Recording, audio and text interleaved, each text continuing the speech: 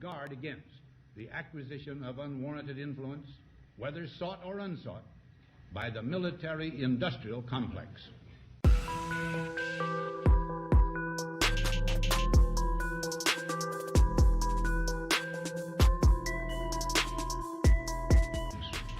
Our toil, resources, and livelihood are all involved.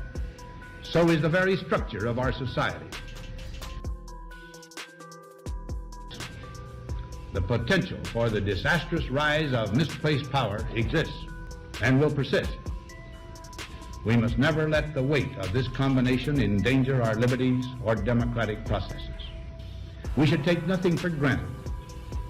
Only an alert and knowledgeable citizenry can compel the proper meshing of the huge industrial and military machinery of defense with our peaceful methods and goals. I got so many things going on here right now. It's not even funny. Hold on here. Oh my God, the place is a mess, but actually it's a lot cleaner than it was 2 days ago. I've been actually working pretty hard. But the harder you work, the more of a mess you end up making. I'd like to welcome everyone tonight. Thank you very much for joining me on another edition of the BERGY-BIT on freedomstream.tv's The American Awakening. Let me see what's going on here.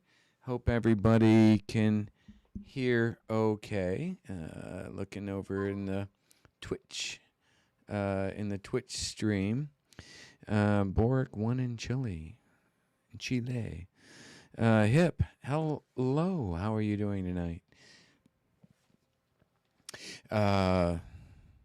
Southern Charms cannot be in the chat tonight, but she is with us, I believe, in spirit. Truth is a light, burn as a dick. Well, you know, I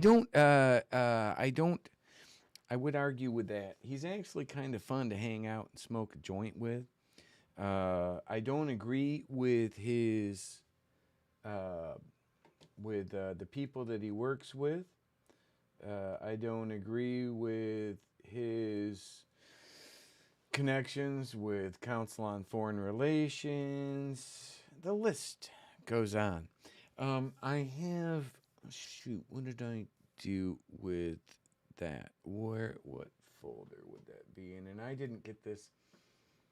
I didn't get this brought over. Bear with me one moment. There's that. And I'm not going to. Right. Where is that? I have a text message. Where did that's where I know where I sent it. Bear with me one moment, folks. I actually know where I'm going for this, assuming that, here we are, frequent. Change that sort or I will never find it. There we go. Now this, I'm just going to toss this in here. Let me toss all of these in here. We'll throw in that one too. There we go. Actually, what I'm going to do is put me in studio mode. I'm going to drag these over here. Ding, ding, ding, ding. Yay, look at that. And then bear with me just one moment. This is important, actually. I've been going all day, doing my best to get everything lined up. I hope everybody had a chance to take a look at the website, which I'm going to be going to here, uno momento, freedomstream.tv. I actually did a lot of work on that the last couple days. I've been madly rendering. There we are. 80 I'm over 80 videos right now that I've uploaded to freedomstream.tv, to the BERGY-BIT. Now, I'm going to make those subscription only, but for a bit, I'm leaving them the way they are. And like I think it actually is coming out pretty good. Now, I don't know which one of these is which. Let me do this here. Operation. Okay. No, no coin. We're going to get rid of that. No, don't want that. Okay, so here. Okay, so I am going to push this over here real quick. Transition. Boy, I'm in open right now too. Okay, there we go. So, this is I wanted to start the show out here real quick. This is a text message that was exchanged between Sean Weitzman and Funes, Jason Funes. I have the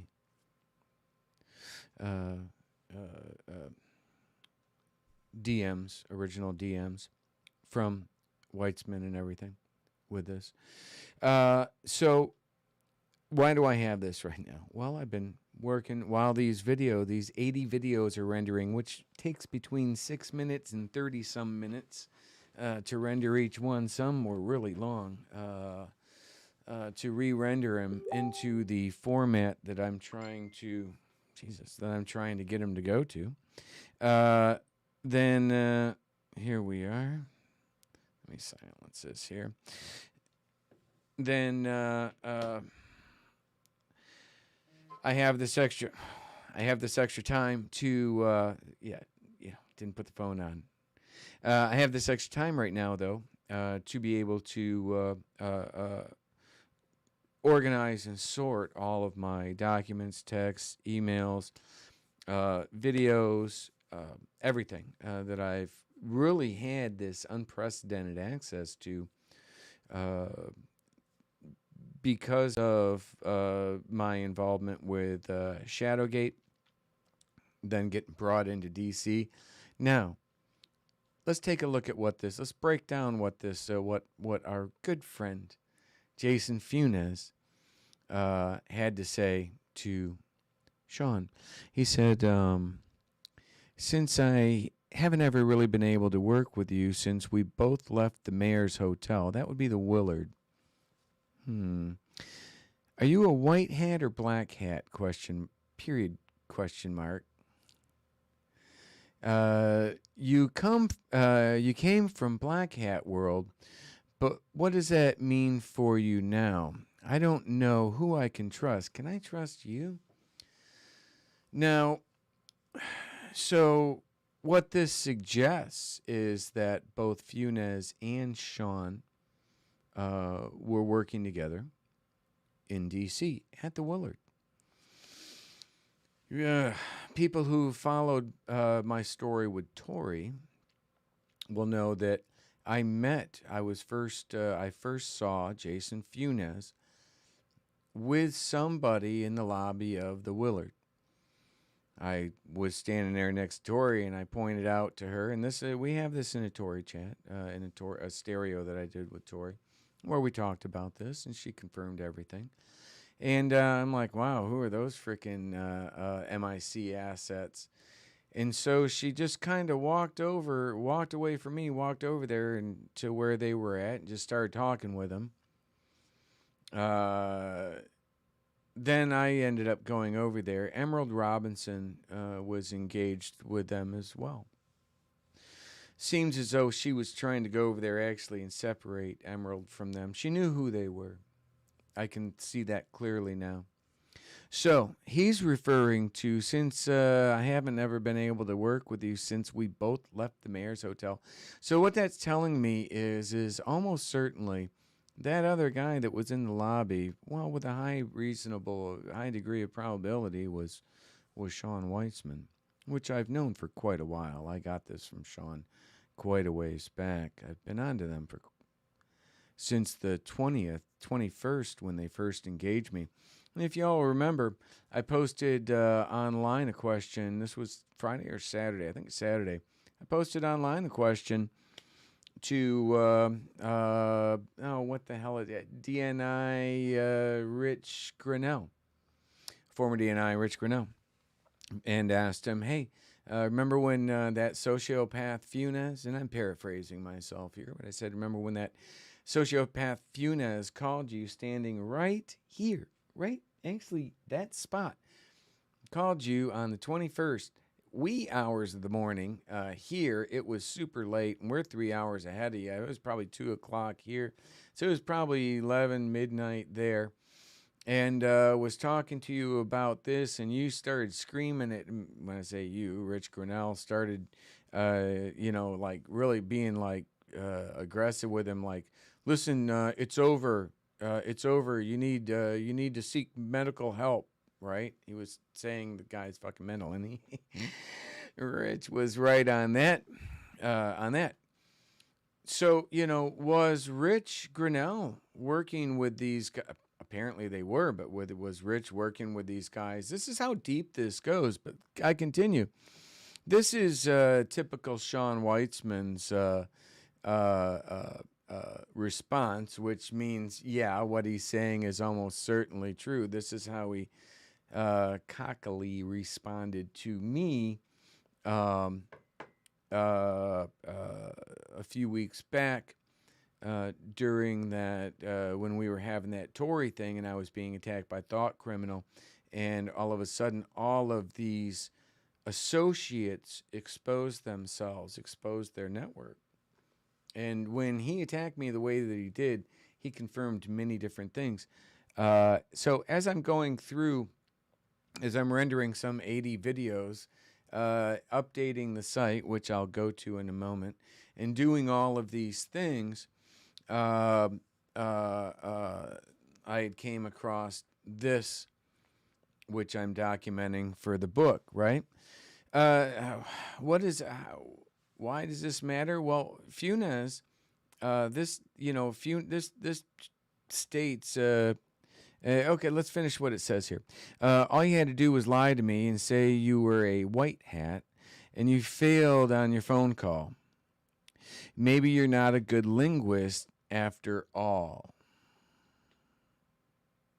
Actually, no, I might be wrong here. I got to confirm whether this was to Tory. No, this was to Sean. I got to confirm it. This was to Sean. Is it Sean or Tory? No, this was to Sean.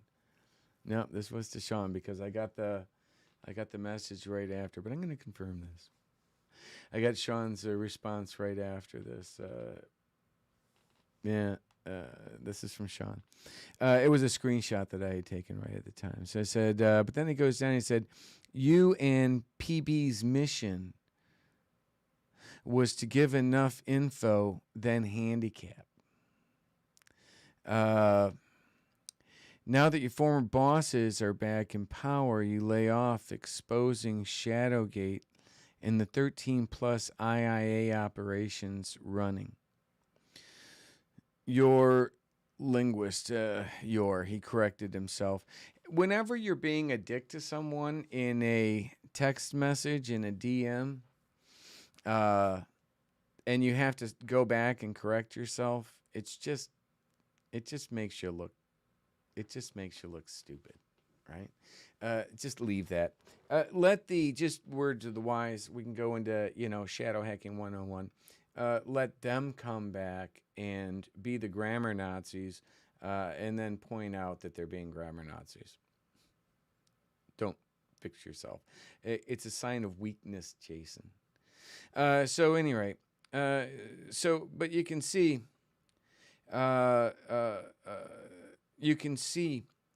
this relationship that Jason has with all of these people.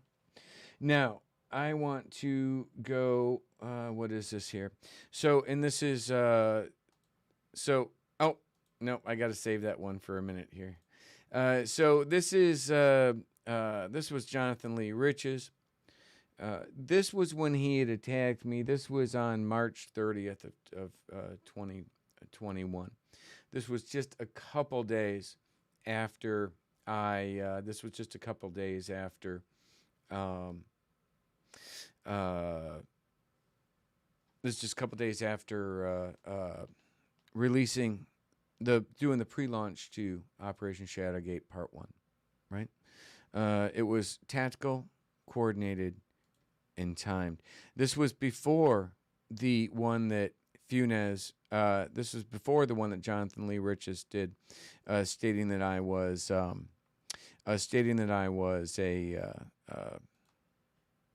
saying that I'd molested my daughter when she was 10. Now, if you look at the messages here, Jonathan Lee Riches, Patrick, don't want to come to your and Mia and Laura's house. Just stated KC and my stuff is at your studio. So, yes, I will call the sheriffs. So expect them to visit looking for my property. Now, that was all just bullshit. That was KC, a girl that he has been engaged with or had engaged a long time ago. Not engaged as in marriage, but professionally as sociopaths. Actually, I kind of think she's a victim of them. She's like got Stockholm syndrome or something. He beats the shit out of her. He confessed to over the phone once, and I had to pick her up. I picked her up in Miami, and she explained the situation there. So if I'm wrong, about that, you can ask KC because she's the one that said that. It could have all been just a setup, right? That's kind of how they work. Actually, let me do this here. I'm reading something. I didn't transition it over. There we go. I'm in studio mode, so I've got to remember to transition over. Here we are. So, boy, did I even have that other one? Yeah, I did. I could see it over there. So here is another one. Convicted felon. Convicted felon from a mental prison is pissed that I'm protecting only as a friend a woman that he was beating. I heard him personally admit she deserves it. Now he's attacking my veteran nonprofit, which is chaired by a 3-time Purple Heart recipient. All right. So literally, he goes after, well, Fred Taylor, my everything. I had posted with that. Jonathan Lee Riches, Pasco County, Port Richey resident, Pat Bergy, is a fraud who sets up bogus nonprofits in Florida and pretends DC intelligence clearance. He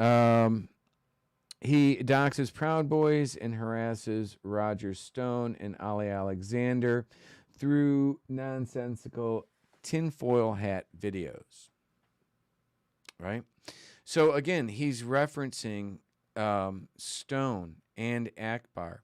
According to KC, which the J6 committee could prove whether or not this was true, Akbar had reached out to her, right? So let me do this here and switch this over to another one. Here we go. So this is from somebody who joined in. Almost certainly, this could be, this very well could be somebody like Tory. It's hard to say. I mean, if you saw Shadowgate, you saw that one person could be 25 different personas, right? And this guy is obviously, this Juan Lorenzo is almost certainly a fake persona, right? Or if he's not a fake persona, he's a persona like, it's probably somebody like Sean Weitzman, almost certainly, right? Which is amazing because these guys are all friends. But notice how he's like Pat Bergy, Yeah, you can see that there. Let me blow this up a bit. Juan Lorenzo, Patrick Bergy, your friend who works for you is criminal Kristen Cleaver, a.k.a. Casey Ciccarello. Once arrested for identity theft, seen here with criminal Jonathan Proud Boy leader Enrique Tarrio and convicted drug dealer Stephen Parkle. You associate with these types of people. Now, this guy is just completely bullshit, right? You have criminals working for you. Good job. Your family must be proud of you, loser, right? We're going to let your ex-wife and kids know you associate with criminal Kristen Cleaver. So really, again, that's almost certainly Jonathan Lee Riches, a fake persona of his, which, by the way, is exactly what I was exposing in Shadowgate, right? And by the way, it's exactly the same thing that Tori does, which is why I don't agree with the shit that she does, right? I just simply don't agree with it. These people all work together. These people all do the same thing. And now, on a lighter note, I couldn't resist this one. I found this. Well, I did this one the other day. Somebody put this out while y'all do Elf on the Shelf. I'm gonna do Snoop on a Stoop. And of course, my comment back on that was, I think it comes with every generic Viagra refill, and which is kind of a play off that. I was going to say the Bob Dole version was the Bob Dole version that comes free with every prescription of the actual Viagra was postponed for reasons, for obvious reasons. I was going to say that, but I decided not to because of the timing with the late Mr. Dole, who was almost 100 years old when he finally kicked it. I wonder if he had like a 4-hour erection at the time. I don't know. Pretty sure I put money on it that when Snoop dies, he's gonna have. I think he's gonna have an erection, like a 4-hour erection after he's gone. I think that may be something that helps take him out. But couldn't resist that one. It's kind of weird how.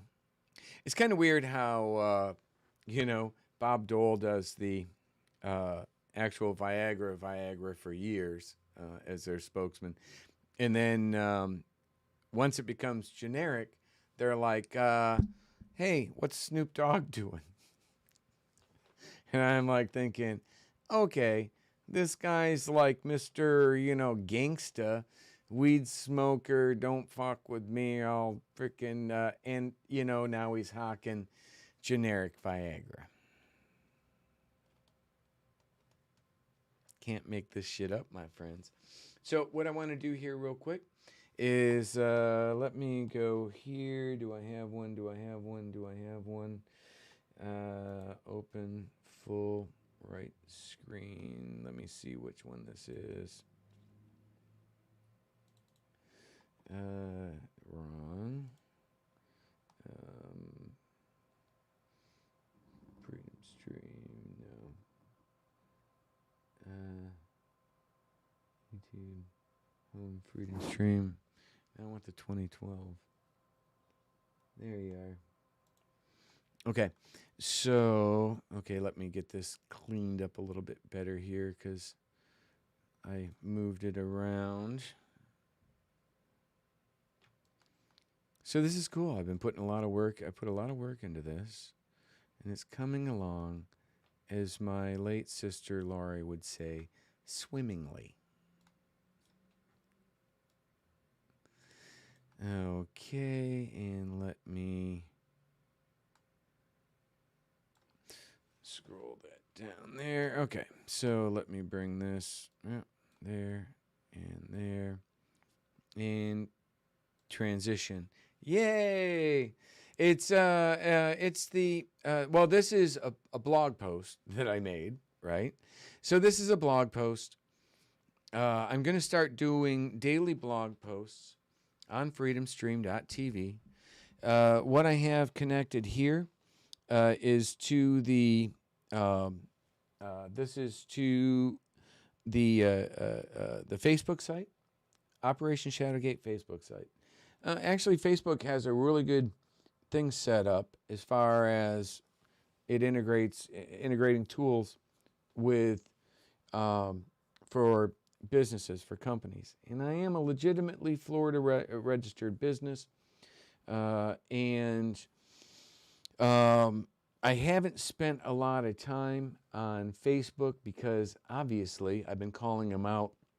They're in my key tam, their partnership with Atlantic Council. But that's not going to keep me from streaming to them because that would just be stupid if it did, right? Because it's actually a good platform to reach people, although they are going to try and continue to shadow block and things like that. But I think this is actually coming along pretty cool. So what I do, like featured in tonight's show, which I'm going to go into in just a moment, but I wanted to get into one more thing here. We're about half hour into the show. Let me go to the actual BERGY-BIT. Now, this is in the incognito browser. So it won't be logging me in, but this would be what a visitor would see.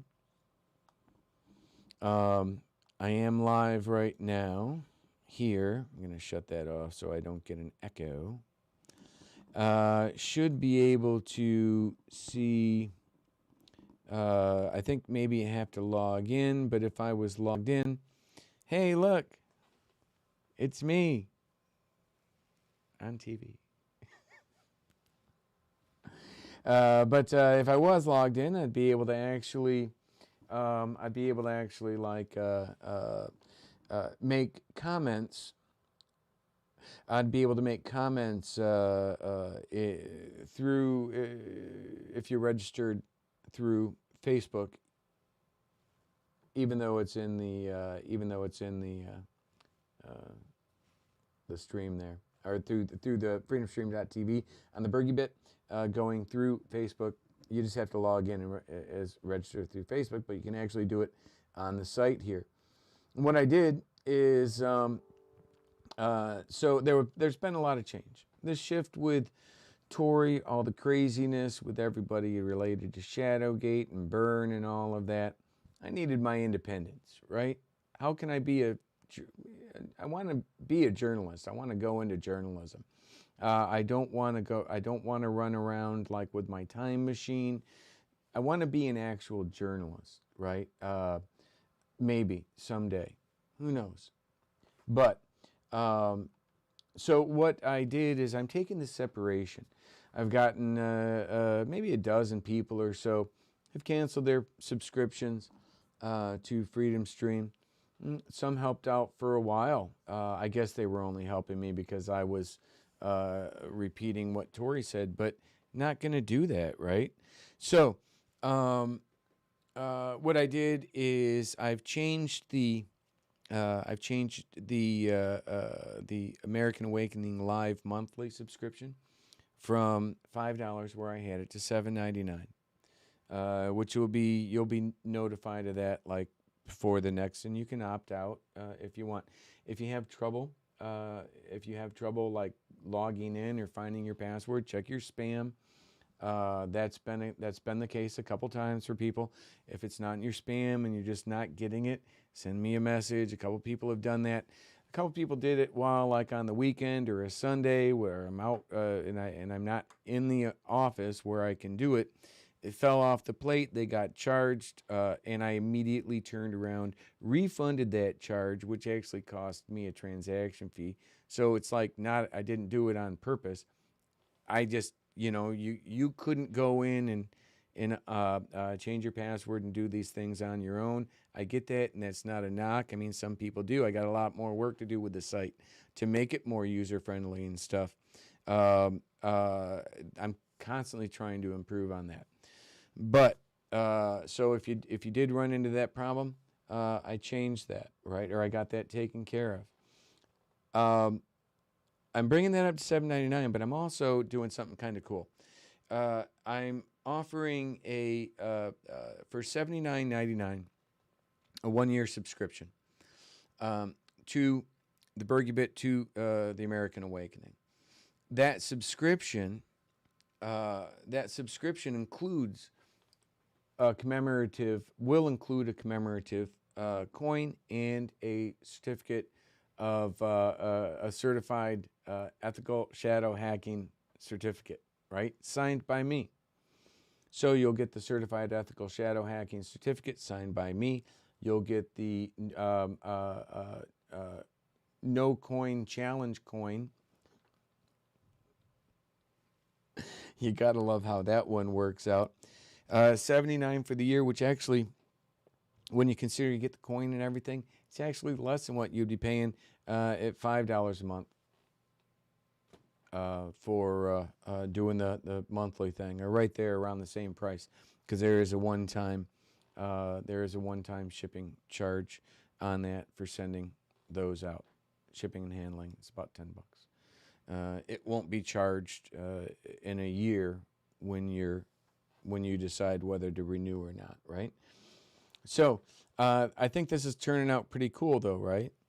So what are you getting for subscribing with this? Well, you're going to get daily articles that I'm putting together that you'll be able to go back and reference. These articles are going to be tied into my show every night. I'm working on this a little bit, right? I am working on this a little bit to make it a little cleaner, like I wanted for the background image. But it's actually kind of cool. So these and these will be building up really quick. Another really cool thing that I did is, and this is what I've been doing all this weekend, right?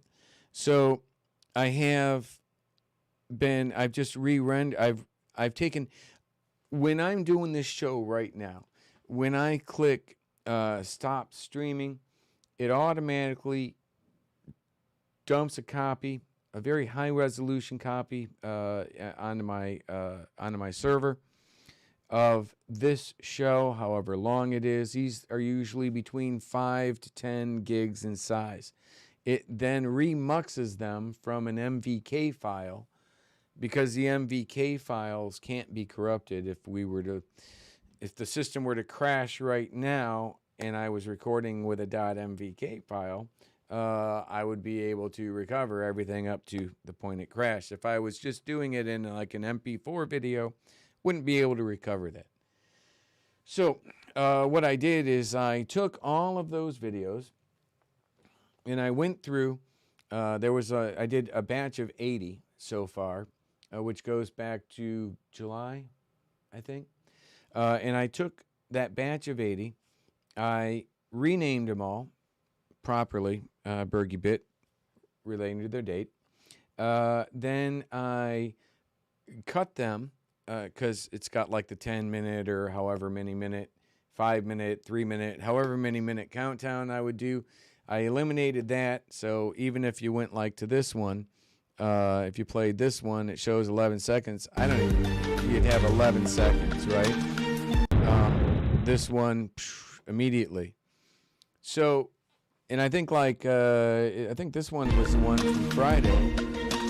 Now, as it stands, you can download this, right? Watch it on your, I could cast it up there to the Definitely TV gonna need the fair use button there. So I've got December, November, October. I'm still filling those up. I've got a lot to add. September, August, right? So I've actually got the archives set up really cool. What I'm gonna do when I get them all done and set up, I can go back through and add some context to it, right? Which will give them like tabs to where I can enter some more information, which will be nice.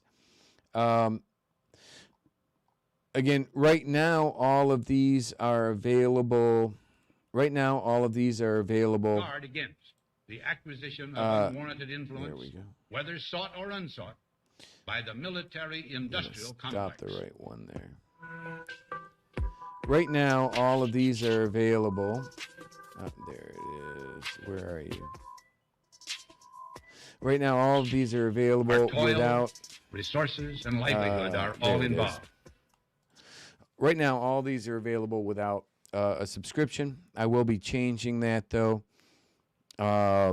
Possibly, I will leave like 1 month without a subscription, but every month after that, prior to that, you'll need to use a subscription. And what that, and I think we're going to actually, I think this actually provides some good content, some good information from a trusted source that you know isn't going to be just putting out garbage. You know, has in the past stood up, even if it's been to his own detriment, for the truth. And you can go back in these videos and see it, examples of it all over the place, right? So I kind of like how this is looking right now. And it is my hopes, that people will, even, you know, Tori says people will rethink some of these things, right? I have, I believe, hopefully in the next couple of days, maybe hopefully soon, I hope to have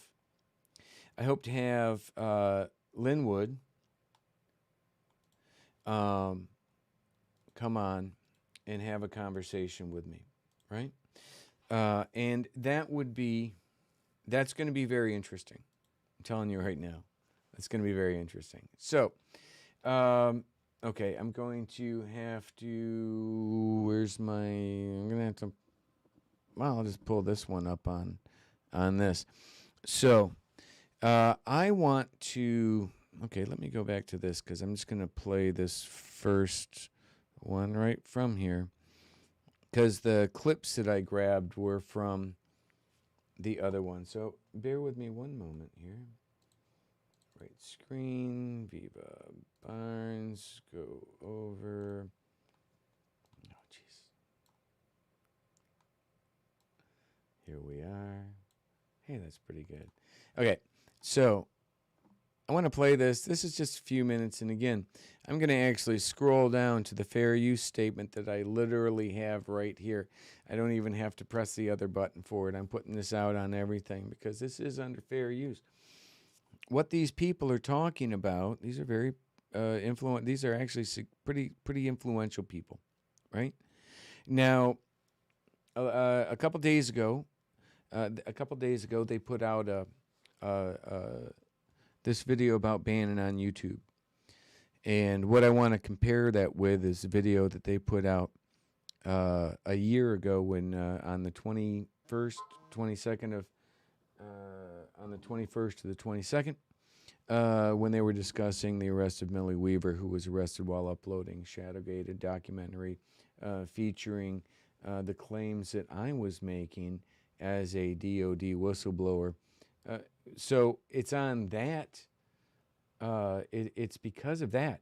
It's because, not because of that I have any say either way about Millie Weaver.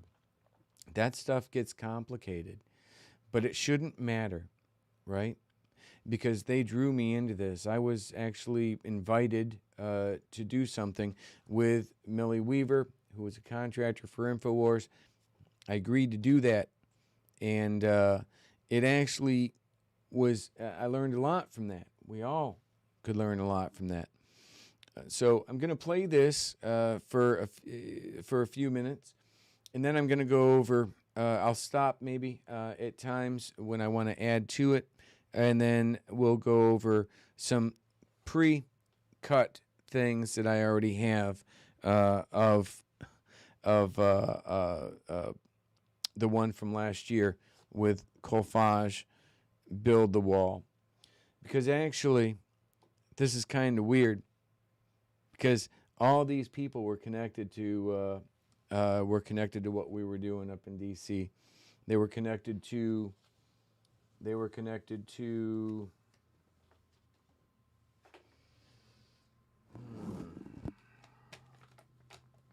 Where is it?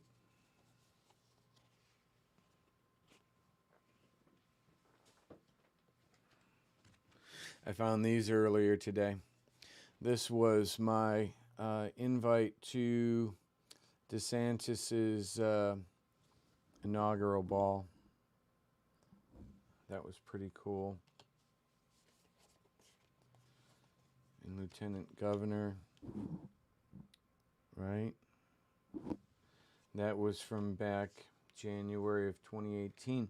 That's that picture that I have with. That's that picture I have with Matt Gaetz. It's the first time I told him about.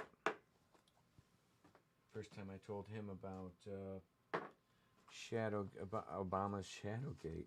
Ah, here it is. This is my speaker's pass. I believe I was wearing that. I believe this is what I was wearing when I engaged Akbar on January 5th, right?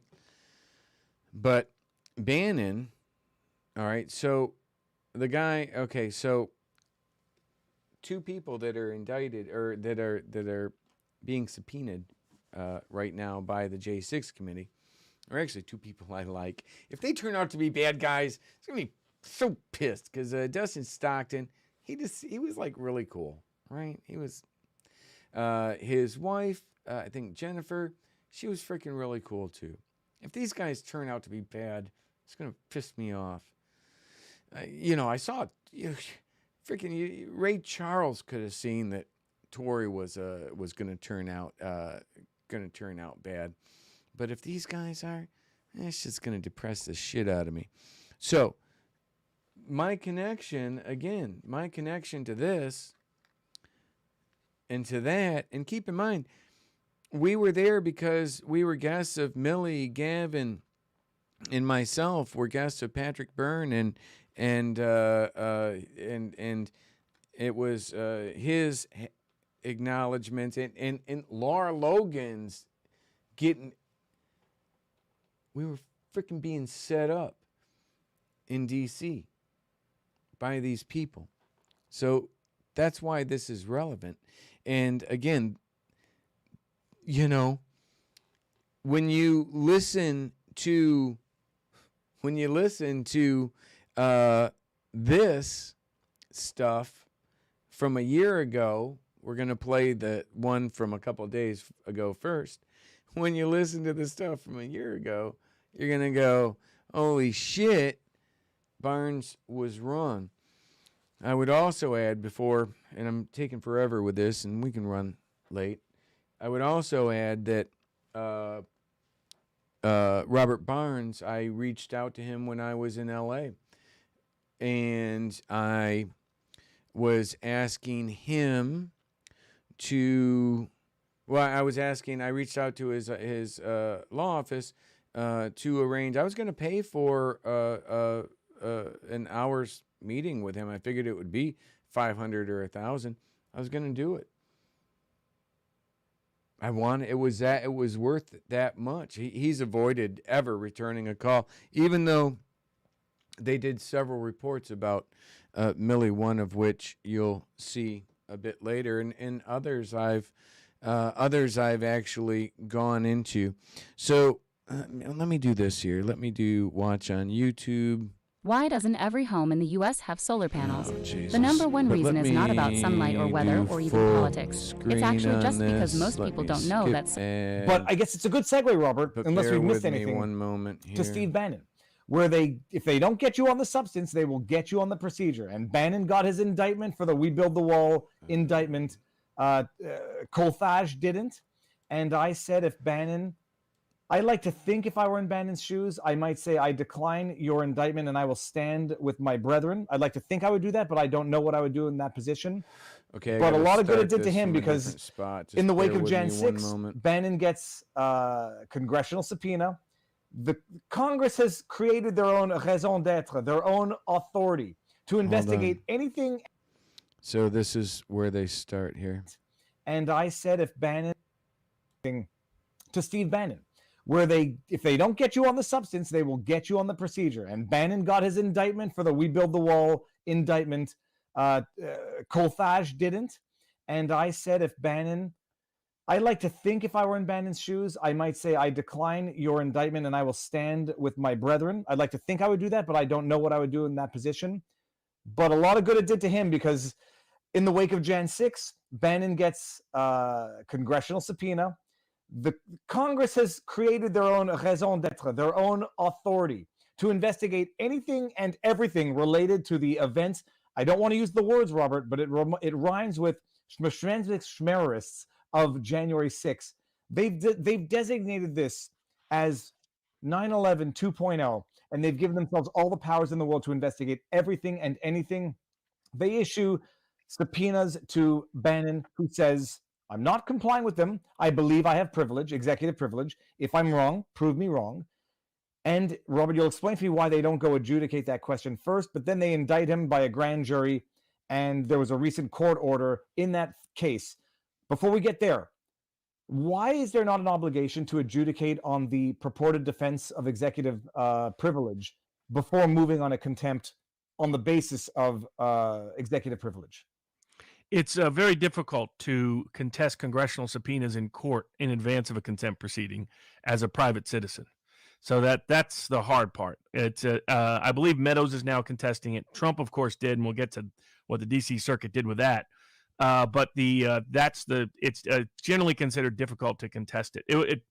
I would have advised trying it rather than go the contempt route. But it's not uncommon for the lawyers to advise to let them go the contempt route instead and challenge it in that way. Okay, so he just simply refuses to comply, leads necessarily to an overly zealous, highly politicized, highly weaponized DOJ, Attorney General Merrick Garland. They go and get him indicted by a grand jury on contempt of Congress. And now apparently, Robert, you're going to have to explain to me how it even happened and came up. The United States of America, the Department of Justice, petitioned the court basically to have everything be, if it's not under seal, it's pretty damn close. They don't want anything. Okay. Does that sound familiar, my friends? Under seal? The sealed indictment bullshit that they're doing to Bannon right now? Oh, wait a minute. That sounds exactly... and by the way, I apologize. I can't see any of the comments or anything. I hope everybody's behaving themselves. That sounds exactly like what happened to Millie Weaver after she was arrested, doesn't it? She gets arrested on a sealed indictment that was a bullshit one. From April 20th, apparently, like literally the day they sent me the text message, my first text message reaching out to me. And so Millie gets arrested while they're uploading it, her brother, her husband. They take her to jail over the weekend. He'll explain this in more detail right now, but in just a moment when I go into the previous the one from a year ago. But I'm just, as you're watching this, right? As you're watching this, please ask yourself, my friends, had Bannon spoke up, had any of these people actually followed through with the arrest of Millie Weaver? Because when she got in front of the judge The judge silenced her. She was a journalist. When Shadowgate 2 came out, defending the claims I made in Shadowgate 1 that were attacked by all these people connected to Shadowgate, many are like elected officials, very powerful high government officials. Journalist Millie Weaver, when she's putting Shadowgate 2 out, was under a gag order by the judge not to talk about anything like conspiratorial. Are you fucking kidding me? But I'm not kidding. I interviewed with Millie in their basement. At one point, we went on. They all have. Gavin's got video of a long a conversation that we went into. It involved several people, and I'm going to go into the details of it. But nonetheless, we determined right then, because of the court order, she could never put the stuff in that conversation in Shadowgate 2, which came out just a few days before they ended up. Shadowgate 2 came out, and then a couple days later, their court thing gets bumped up early. It was supposed to be on November 3rd. Not to be political, but they bumped it up from November 3rd to October 20th, I believe, is when she ended up going in, her brother, and Gavin. And but everything they're describing is exactly what happened to Millie Weaver. And if people had acted and stood up for that, for Millie Weaver, that journalist that this happened to, uploading Shadowgate, the documentary exposing my stuff as an Afghanistan veteran, DOD whistleblower, had y'all stood up for that, Steve Bannon wouldn't be going through this right now. All these people, I kind of think that maybe Millie Weaver was a test run to see what the government could get away with when it comes to journalists, when it comes to sealed indictments and secret grand juries and gag orders on journalists, so that you'll see him go into this, that a gag order literally on Steve Bannon, right? Anything being made public in the context of those proceedings, what's the word? Protective orders. I don't know what. Basically, Bannon cannot publicly discuss or disclose any of the supporting documents the government supplied, filed, submitted to the grand jury. And the confidential information is going to be next level protection, but even the ordinary documentation in that file is now subject to a protective order. How does it happen? What's the documentation conceivably containing that it would require a protective order in the first place? So if Julian Assange is the man in iron chains, Steve Bannon is now the man in the iron mask. Basically, he is being prohibited from disclosing any of the documents that are produced to him in discovery in the criminal proceedings to anybody. There has to be permission granted to file it in court for it to ever become part of the public record. And this is absurd. It is increasingly commonplace with prosecutors going to judges saying, we want any of the discovery on some pretext hidden from public disclosure. There were once grand jury records, something else, but it's a completely misapplied doctrine, because criminal discovery should not be subject to a protective order, that unless it entails private information of the defendant, that the defendant wants subject to a protective order, unless it becomes pertinent to the trial. But otherwise, these kind of broad protective orders where they seal and hide and order a party, gag a party. I mean, that's what this really is. This is a gag order on discovery. You're not allowed to disclose to the world any information the government gives you unless it's filed in court itself. And so that is extraordinarily broad, no limit.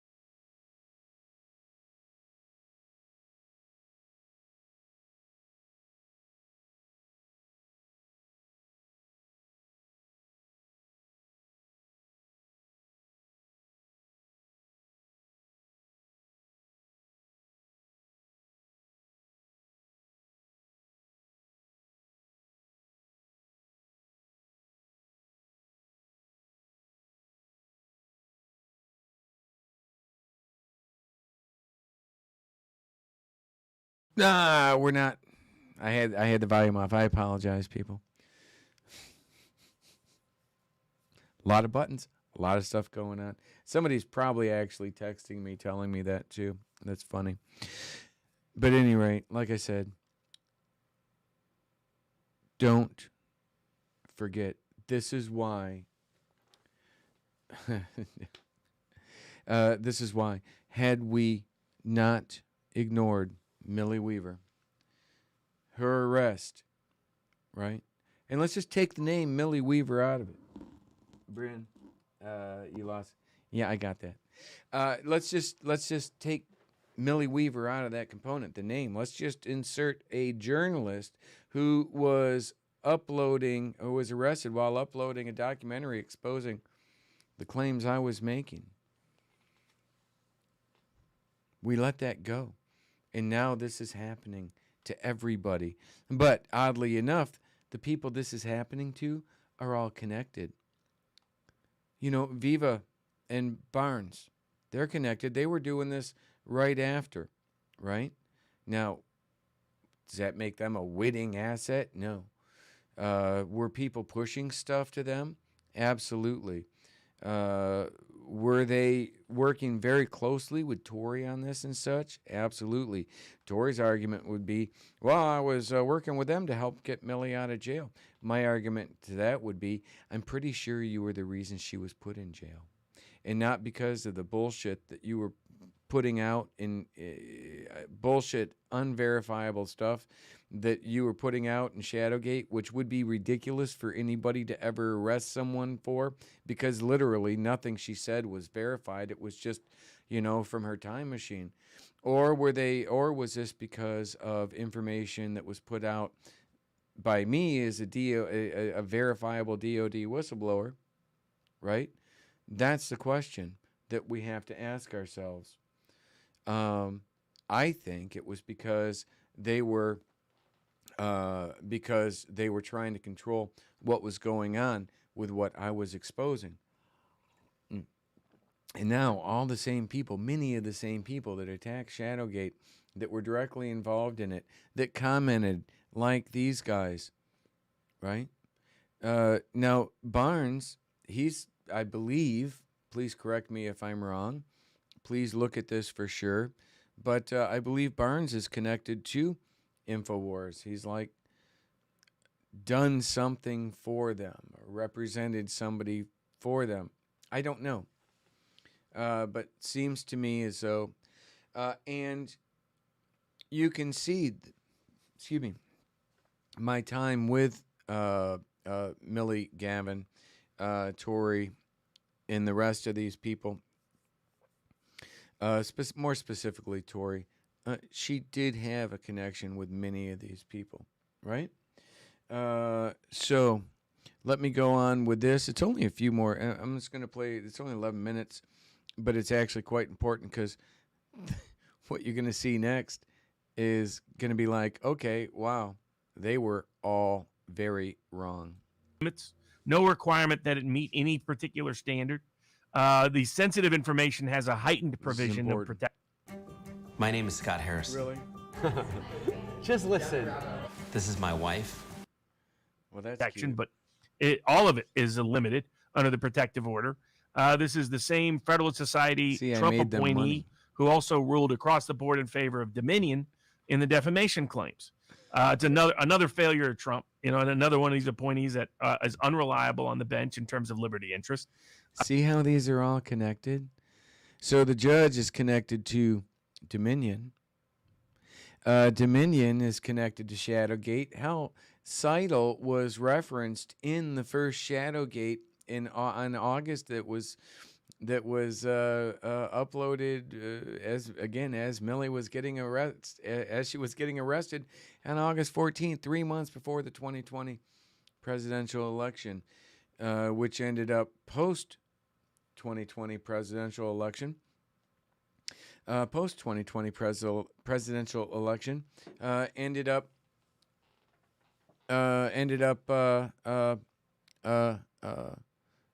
involved with Seidel, involved with Dominion, right?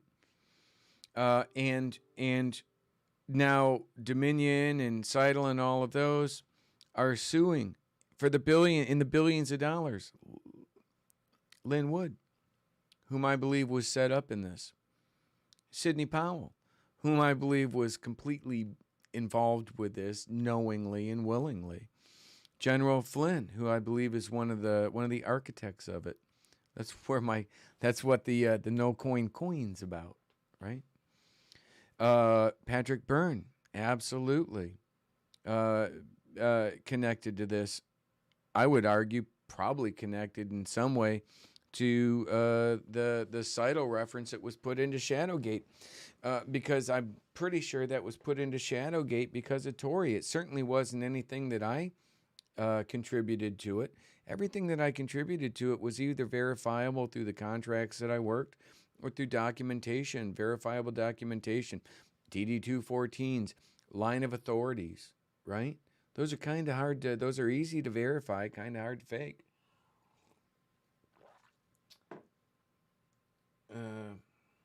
If it wasn't for, so somebody said, Holy Cat said, if it wasn't for Tori connecting dots, I'd be without confirmation of my own research. Problem is, the dots she's connecting are not random dots. Those dots she's connecting are breadcrumbs leading you to a narrative, leading you to where the people that want to bury Shadowgate, leading you to where Flynn, Akbar, Funes, all of these people, these are all people that work and are controlled by the same, it's part of their network.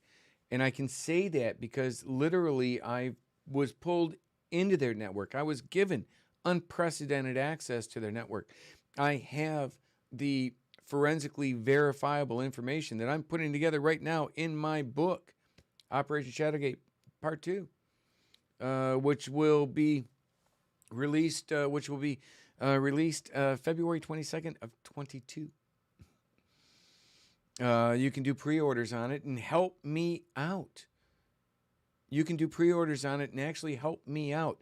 Make something put something together that's really good, that makes a difference, that exposes the truth. And let's just say, I don't know how that ends. I don't have the ability to put all of these things together to understand, even now, because the depth of the corruption, the depth of all of this. But I go back to, real quick, I go back to, where was that? It's in open here. I go back to this right here.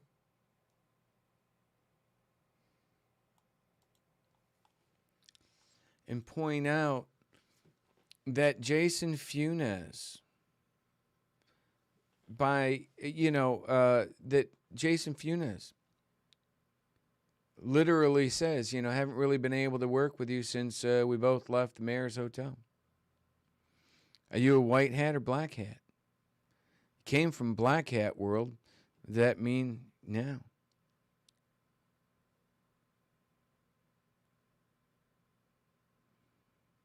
You and PB's mission was to give enough info, then handicap. Now that your former bosses are back in power, you lay off exposing Shadowgate and 13 plus IIA operations running now. He was involved in this somehow. I'm trying to figure out how all that works out. I really am, right? But this was an operation. This was an operation that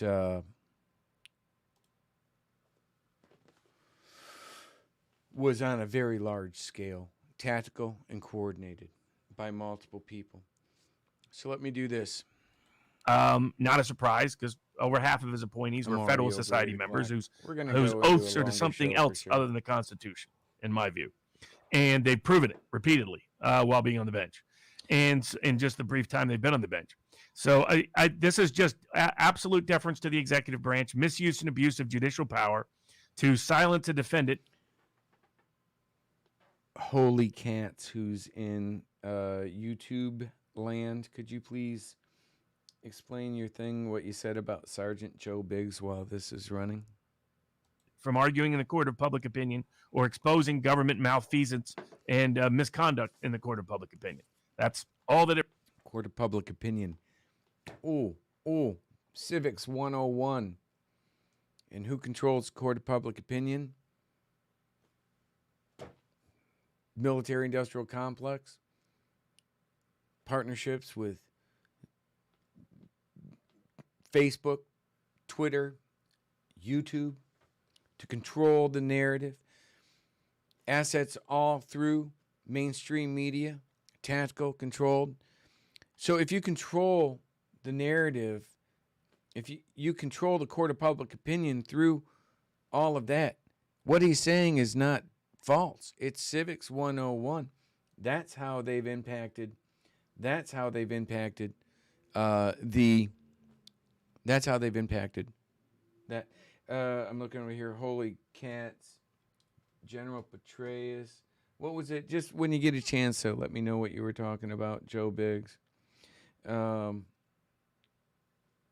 But you asked about Michael Hastings connected the other night. No. Definitely, he is absolutely connected. Joe Biggs is absolutely connected to Michael Hastings. All of this stuff comes around and connects back to many of the same people. It's absolutely astounding. This will be, when it's all said and done, the biggest corruption scandal possibly in human history. You like my line, friends, mug? Got that in Korea. Line is big in Southeast Asia. So let me go on here. This is just about done. I'm going to play. But it really is something that you're going to be. I had so many things to by. say. One of which was the idea of preventing the eyes of the public from accessing this evidence. So if it's submitted, Robert, in court proceedings, then it becomes public, or is it not still suppressed in the context of court proceedings? It depends. The court can make a second ruling on that at that time, whether or not to seal it or disclose it. Yeah, so at this point, it's going to be unless he's real creative and aggressive in filing things in court, all this information will stay secret until there's a trial. And how he can get a fair trial in the District of Columbia is a joke to me, as we'll get to with what the D.C. Circuit said about Trump. It's not possible to get an impartial jury or impartial judge, for the most part, in the District of Columbia. Well, before we get there, Robert, you're not straw man, steel man this for me. I can't even conceive of what could be in that indictment, charging documents, the information submitted to the grand jury. I can't conceive logically what could have been sensitive enough to even require a protective order in the first place.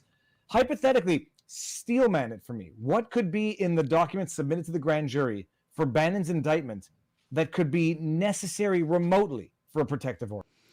Think about that, people. What is this whole thing about? What's this whole thing about? Bannon is connected to what? Cambridge Analytica. He's one of the co-founders, along with the Mercers. Who are they? Jesus. They launched Parler. They're just doing a big. This is all about the data. It's worth billions of dollars, and not only is it worth billions of dollars, they can use it to influence elections. They know this. It's a proven fact, and you can do it for a fraction of the cost you can, winning honorably, right? So why do that? Which is inherently why we have such a broken government right now, because people who are in our government right now aren't there because they're the most qualified. They're there because they are the most morally and ethically bankrupt. And that's what we have, and that's why we have them, right? That's why we're in the problem. That's why we have the problem we're in right now. I mean, historically, this stuff is stuff they got through. They claim grand jury secrecy. Anything the grand jury got should be kept secret until it goes to trial. That's not what grand jury secrecy is about. Grand jury secrecy is supposed to be until there is an indictment The information that the grand jury has, they have to keep secret, not people who testify before it, as the government routinely tries to lie people into believing. But even try to intimidate James O'Keefe and Project Veritas on those grounds. Completely bogus the way they went about it. Again, what happened to James O'Keefe? We need to find out who gave James O'Keefe, through the attorneys, the Biden girl's diary, because that was a setup. That was like, get this in his hands so that police can raid his house and take his. It was a signal. Take all of his comms. Any private. I believe with very high confidence that that was Tory. That, by the way, that handed that stuff, handed that diary off to him. She's bragged about it publicly. She's made private comments to me over the summer about it as well. She tried to get me involved with it. I said, fuck off. There's no way I'm getting anywhere near. It's a girl's diary. Just leave it alone. Is this how we need to win elections? You know, it's bad enough their own family doesn't give two shits about their kids. Do we need to, as parents, do we need to use that type of information to win?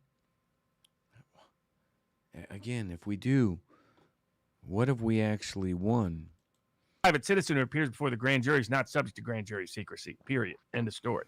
Only the grand jurors and the government and the investigators are that are part of the government's case. So that's usually their pretext. This court order established no independent basis whatsoever for why for this broad protective order. None. Didn't say here's why, here's the kind of information. Said no, if it's criminal discovery, it has to be hidden from the world. That was it. That was all the judge said.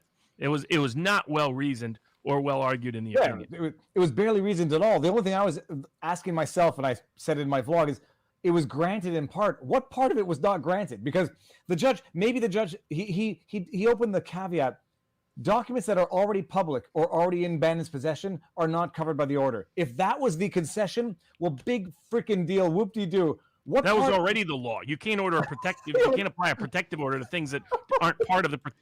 Holy Cat made a comment in YouTube. Cambridge Analytica director Brittany Kaiser testified to UK court. Yes, she did. And how was she connected to there, by the way? I've got to, you have to excuse me for one moment. I got to bring up this. I got to bring this over here. Here, I'll just put it. I got to bring my Twitch over there because I'm completely ignoring my Twitch friends. Here, we'll just leave that like that, actually. There we go. No, we'll make it big again. Yeah, I'm completely ignoring my Twitch friends because they were behind my YouTube GUI. But Holy Cat said Cambridge Analytica director Brittany Kaiser. Well, okay. Yeah, right. She testified against Trump. We talked about that as best we could in Shadowgate 2. She basically was trying to hurt his credibility and tie the Russians to Trump through Cambridge Analytica. But, okay. Now, keep in mind, Rudy Giuliani, who was being attacked by pretty much everybody, as an alcoholic, by Byrne and all of these people, and Flynn. Rudy Giuliani had two clients. One was President Trump. The other was a guy named Mike Tremarco. Mike Tremarco was one of the co-founders, one of the original investors in Dish Networks. His co-founder of Dish Networks was Alexander Nix of Cambridge Analytica fame. You'll remember Holy Cats. You'll remember Alexander Nix in that documentary where they were where they were where he was talking to Brittany Kaiser, right? And so Mike Tremarco is Rudy Giuliani's client, right?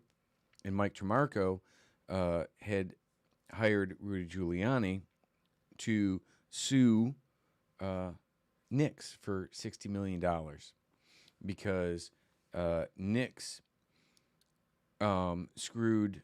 It was Mike Tremarco's position that Nix's involvement in Cambridge Analytica ended up costing Tremarco like $60 million in some type of like maybe devaluation of his stock or something.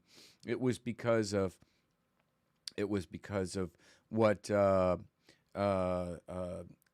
Nix's involvement with Cambridge Analytica ended up doing and kind of rubbing off on Dish TV. That's the best explanation that I've got, but that's an absolute. Okay, so $60 million lawsuit. Now, who else is involved with that? Well, General Michael Flynn was on the board of directors of Cambridge Analytica, right? Cambridge Analytica was data scraping. They were selling your data. They were using your data, mining your data to influence elections.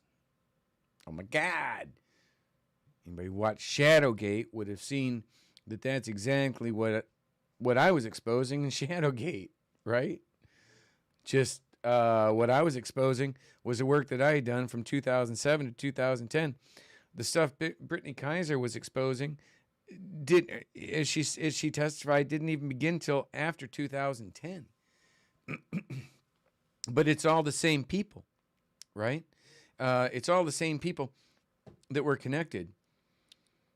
General Jones, the guy that I worked for, who owned Dynology, whom I helped build the ShatterNet for, he was on the board of directors of Wikistrat, owned by Joel Zamel, of Psy Group. So Wikistrat Psy Group is basically under the purview of General Jones and General Hayden. They're partners. They're both on. You can look at the Wikistrats thing from the New York Times. It shows them on the board. So they are directly connected. The people I built the ShatterNet for were directly connected to Cambridge Analytica. Cambridge Analytica used Psy Group to do their black ops, according to testimony. So there's an immediate direct connection between what Brittany Kaiser is bragging about being their pioneering, groundbreaking, pioneering work in social media psychological warfare. And I'm saying, hey, you got that from my boss. I built that shit back in 2007. Here's our fucking receipts. You got receipts for yours, Miss Brittany? I do. So it's all connected. These people are all connected. They know it. And so where we're going with this, and we're just gonna keep going because this is important. Where they're going with this, you're gonna see how. We're gonna see how. Look what we got. You're gonna love this with like the Sussman indictments and shit from a year ago. Oh my God, what these guys keep going. Protective order, no duh. What? Why? I mean that's like, why is that even in the judgment? Okay, that which is in public domain can't be protected. Thank you, Dr. Einstein judge. But I mean, what part of the order was not granted? Where was any? The order basically said, if it's not protect, I forget what the word was for the second part of it, but protected or classified information. It wasn't classified. If they put the word sensitive on it, then it had a higher threshold before it could even be put into court. I mean, the only thing that should have been protected, or there was even an argument for protecting, was what was labeled sensitive, and even some of that was too broad. Again, we have public trials for a reason, and you have a right to defend yourself in the court of public opinion, as the U.S. Supreme Court has said in prior cases, Gentile versus State of Nevada, and yet they're basically denying Bannon that right. And They're prohibiting him from exposing government misconduct related to his case. It's funny now. I'm putting pieces of puzzles together in my head. They tried to do this in the Colfage-Bannon indictment. They tried to get a gag order enjoining Colfage from publicly discussing the trial while he was being indicted on alleged fraud for the We Build the Wall. It's un-effing believable, because the second you extricate from the equation the aggregate knowledge of the internet, public opinion, people who can help crowdsource knowledge to Bannon, you then put one party at an absolute disadvantage. What if I told you that you could get a beautiful, lifetime, energy-efficient metal roof for the same advantage? Because the prosecuting party has endless resources. That was me. When the court did that to Millie Weaver, and she was under a freaking, suppression, a gag order like that, producing a Shadowgate 2 that was going to exonerate the claims that I made, she couldn't do it. These people are catching on now. Endless funds, endless assets to do what they want to do for prosecution, and the defendant can't even make copies of the documents. And if it's sensitive information, Robert, he can't even take notes unless his counsel ensures that the notes being taken are compliant with this court order. And I do want to highlight, it was a Trump appointee for the judge, and that's not to say the judgment has to be either better or worse. It's just to say, I did my entire assessment. I didn't know who the judge was. I said, this order, in my mind, reeks of garbage. Then I say it's a Trump appointee. It's like, holy crap, maybe there's a reason why this is a good order. And I was like, no, this is all bull crap, and I don't care that the judge was appointed by Trump. The judge made the wrong decision, or at the very least. Did he? We want to assume that, right? We want to assume that. If I can find this, this is worth it, and I can just play it real quick, right from my phone. Here we go. This is absolutely relevant. Screen recording. There you are. This is absolutely relevant. Listen to this. Pause that. There we go. This is the guy. Am I on mute? No, I had to double check. I'm not on mute still. This is the guy from YouTube.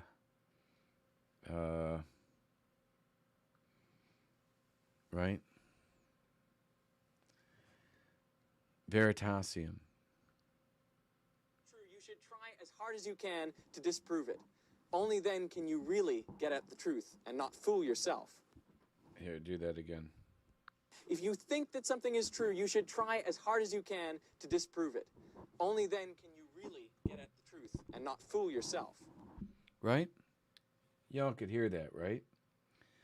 If you really want to get at the truth, if the truth is truly what you're looking for,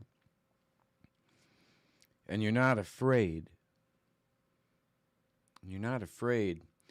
to deal with the consequences that come with finding the truth, then you'll only know something's true is if you try to disprove it. If you just sit there and agree with something scientifically, we wouldn't have invented Velcro, right? We wouldn't have invented generic Viagra, right? So let me go over to Viva Bonds here. And I've got them there in the screen here as well. And we're going to finish this with them. Really stretch the bounds of the believable. But they have to live with this court order now pending the entire indictment, or is there anything remotely appealable in this decision? You can appeal, but you're appealing to the D.C. Circuit. So unless you get a miracle and you get the U.S. Supreme Court to take it, which would be an extreme long shot, you're stuck. And the D.C. Circuit made clear this week in Trump's objections to the January 6th committee subpoenas that the D.C. Circuit is just a bunch of political hacks who will make up facts and think MSNBC is equivalent to God's gospel when it comes to the truth about January 6th. Okay, now hold on. Before we get there, I don't do this for the numbers, people, but we did just crack 10,000 live viewers here. Okay. So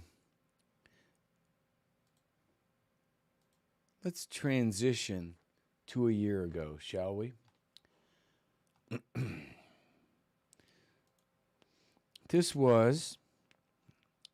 is like just like 51 seconds. It's an introduction to what they're going to be discussing. I think I cut it off before they finished one name. We've got a number of things on the menu for tonight before I bring in Robert, who looks dapper yet again. On the menu, I've posted it up here, so I'm looking behind. Millie Weaver, update. We're going to just talk about a few things, lingering questions that I have. The Bannon indictment, because it's an interesting topic. Not so much interesting. Well, I know Robert has a different opinion on it. I think more interesting than the Bannon indictment is all the other unnamed charities that don't get this level of scrutiny. Kleinsmith plea. We're going to try to. Kleinsmith plea, and I believe they go into, and they go into the other guy. Watch this, which is connected to the same people. Again, it all connects right to here. I had that hanging right there when I was calling Ali Akbar a terrorist piece of shit, among other things. Trying not to get blocked on YouTube just after getting going again. By the way, holy cats, we got to talk about that, the West housing thing. I'm not aware of that. It'd be interesting to see. Dynology's been, they were around since, I believe, 2000. Actually, just before 9/11. They got stood up just before 9/11. Yeah, Michael, watch, listen.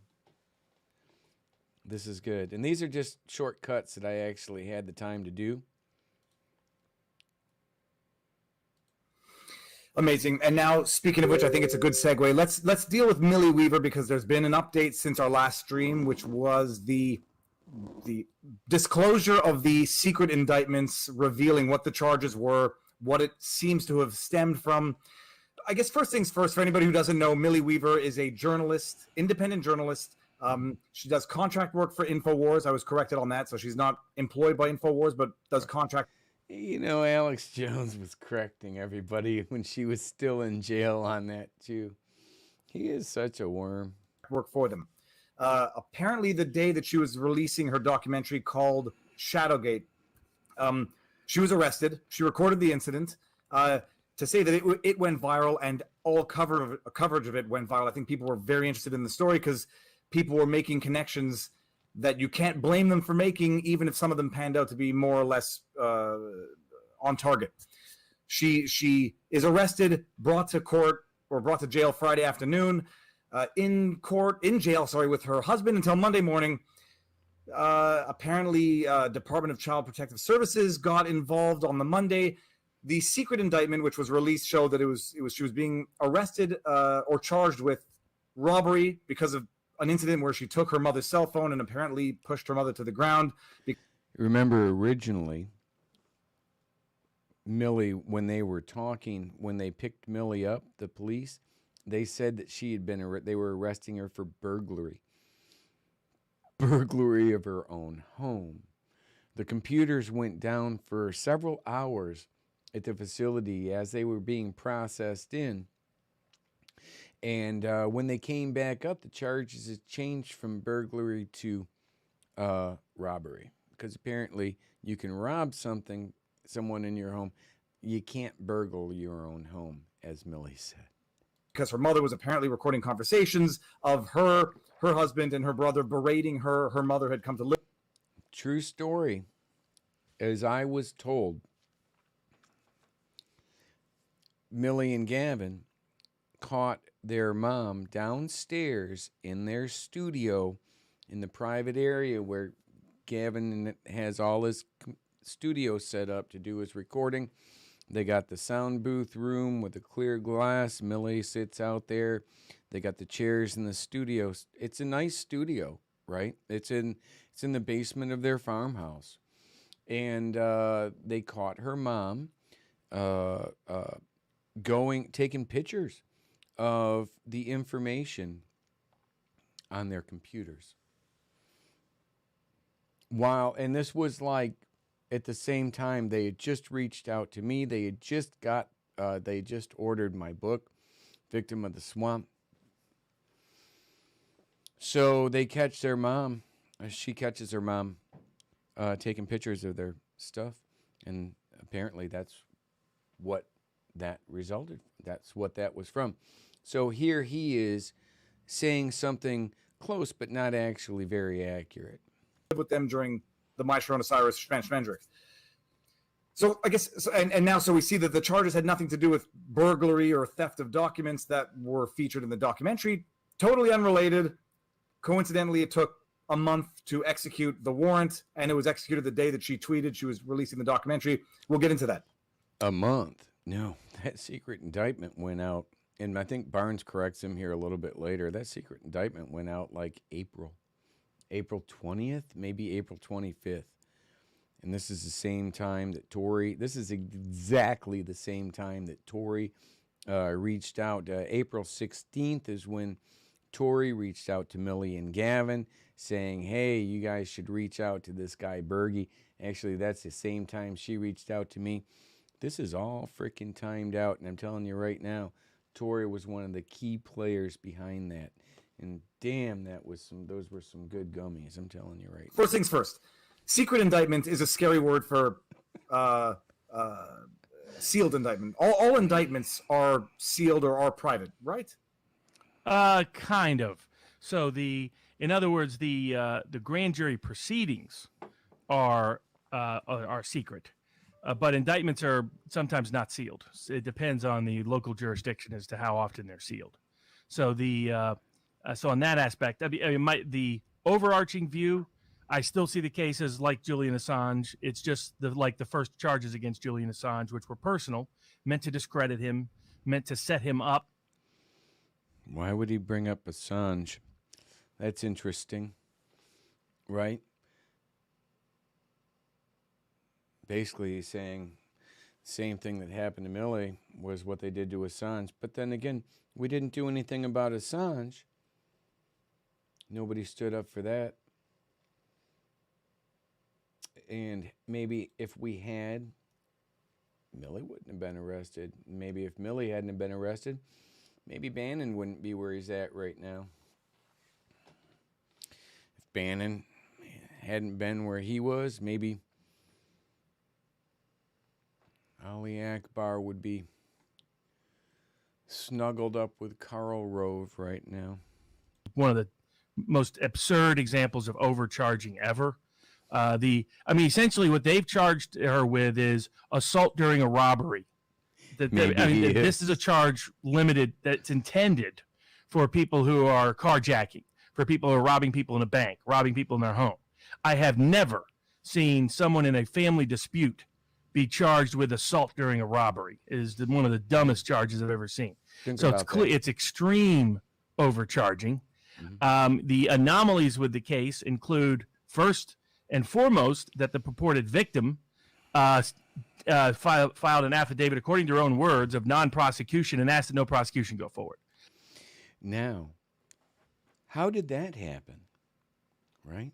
Well, that happened because a lady that ended up becoming my attorney, Kelly, my attorney Kelly, back, even though I'd never met her or anything back then, she reached out to.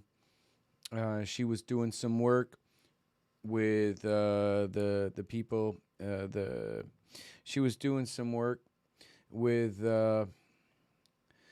I don't remember who, but she reached out to Millie's mom, did some research, found Millie's mom, got Millie's mom to sign the paper that they're talking about right now that states that she had told him that she didn't even press charges, told him she didn't even want charges pressed.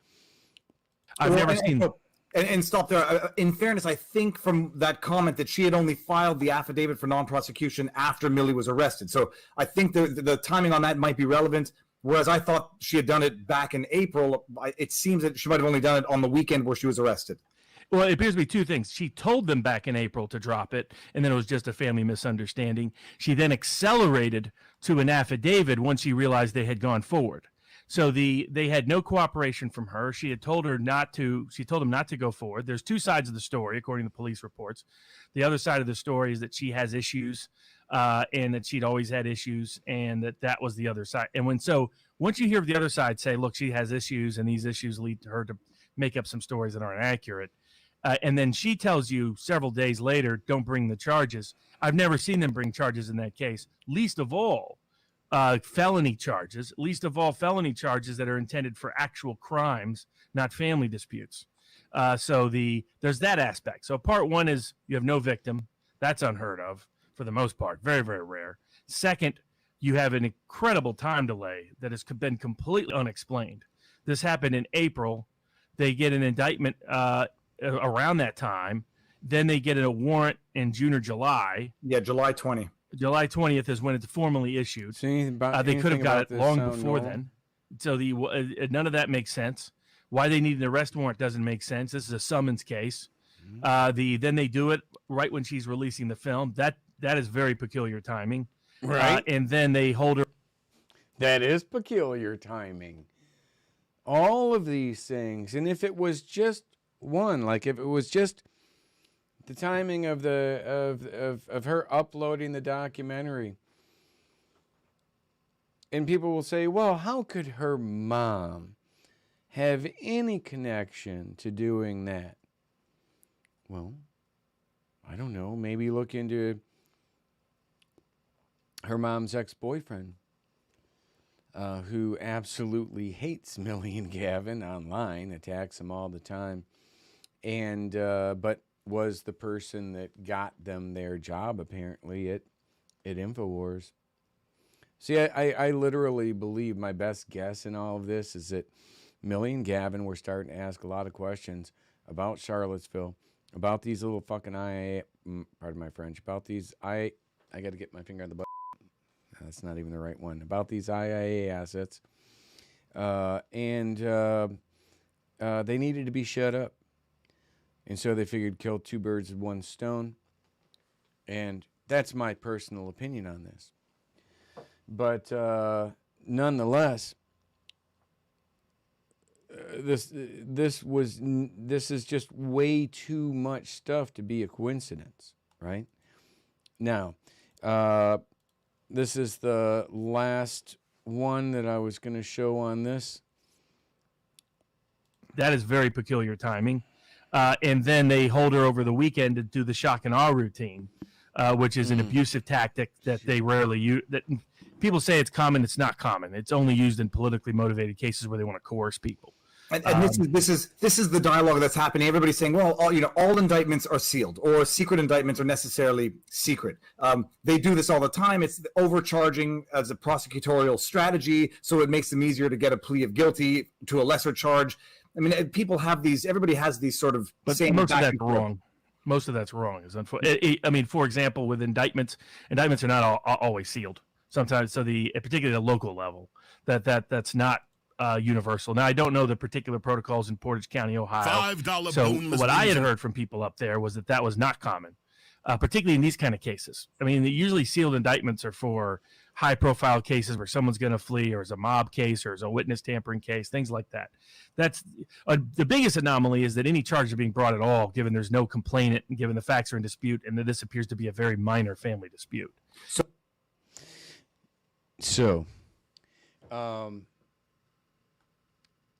This, I missed some of this. So I'm going to... I missed some of this, and oh my God, I'll never find where this... It's towards the back. Oh my God. And I've got the link in the post, and let me do this here. I think I know where these were. On them. They will tell you to make sure the witness... Okay.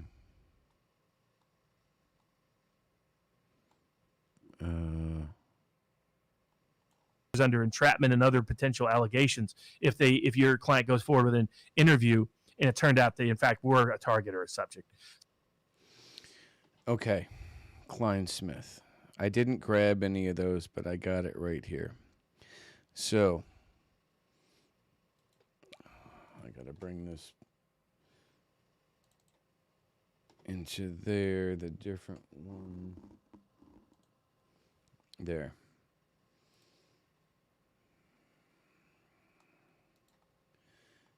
This is from the same thing.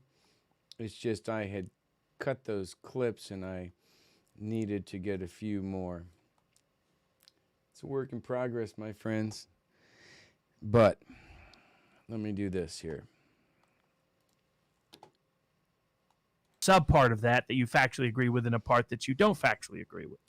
And the judge, and when my client just pushed back a little bit because he was entitled to, because there's parts of that we're disputing, it's about the consequence and the intent level, not the facts themselves, if you will. Much earlier, is you look for a broader sentencing charge. Number one, classified email. It is almost impossible in any case to get evidence so clean, so clear, so easy, where you have the actual email that says Carter. Here we go. Target list. I've been put on a subject list. I've been, et cetera. And it was massive. That dragnet was huge. If anybody was on a list that had been favorable to General Flynn, that Flynn had listed, and that still had any ranking position within government, they were targeted by Mueller. People.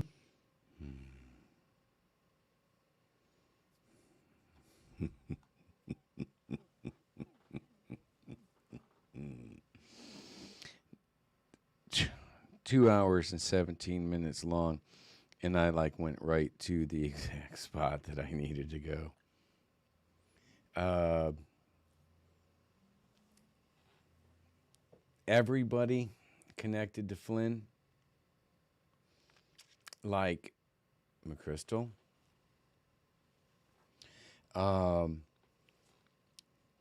what you're going to hear here is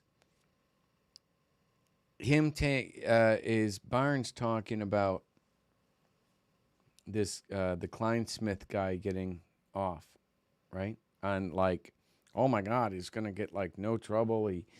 And he's explaining what's going on, and he's saying that no one's gonna be held accountable and blah blah blah. And the whole time he was saying that back then, I was saying, wait a minute,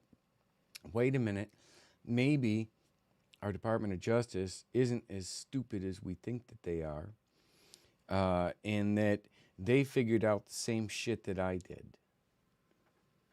Maybe they even listened to me in some of these areas. And would be shocked by the kind of people he put targets on. So the bar there's been no evidence of that occurring at all. And I believe he's saying that because people of influence and such have reached out to him and provided him this information. Or we're right up on the eve of an election. They're not going to bring an indictment in September and October. That's not their nature. And that means they're gambling that Trump wins, because if he loses, the case will clearly be closed down. So the fact they waited until the last minute with Klein-Smith, who, by the way, Horowitz referred as for criminal prosecution a long time ago. Horowitz already outed everything. There's some people that think Klein-Smith came forward. He didn't come forward. Horowitz outed and proved what he had done, that he deliberately doctored and fabricated a document for it to be going into the FISA record to lie about Carter Page's history. So that's problem one, is the timing, complete lack of activity, late indictment on Kleinsmith right on the eve of the election. All the other activities with Atkinson and Bannon, not Bannon, Atkinson and Tom Fitton are further confirmation that Barr is not serious about actually bringing meaningful prosecutions. But, correct me if I'm wrong, but wasn't Sussman working with Kleinsmith? So, does anybody in the chat agree with me that Barnes may have been wrong there when he said nothing was going to happen, especially if Trump lost? Because Trump lost, and Durham brought these charges against Sussman that worked for the same law firm as Kleinsmith. Kind of makes you think maybe Kleinsmith got a little bit of a deal and, ratted out some bigger players. Doesn't matter if Kleinsmith is back to work. If he's back to work, in my opinion, he gave them something freaking huge. Now, what Barnes is saying is that, if Trump loses, this is dead, there's going to be nothing. He was completely wrong about all of that. Problem number two is what happened in the plea arraignment. So and to put this in context for people, they had a smoking gun against everybody involved, thanks to the Kleinsmith falsified email.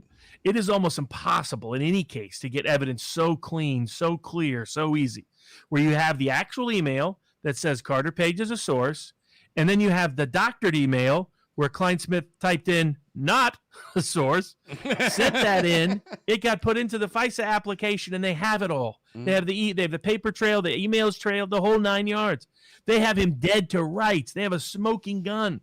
And what you want to do is you want to take that smoking gun, expand it to other potential areas of risk for Kleinsmith, and you go to Kleinsmith a year ago, not now, and you say, you're going to wear a wire, you're going to help out, you're going to assist, or we're going to put you in prison for 20 years because you have zero chance in front of.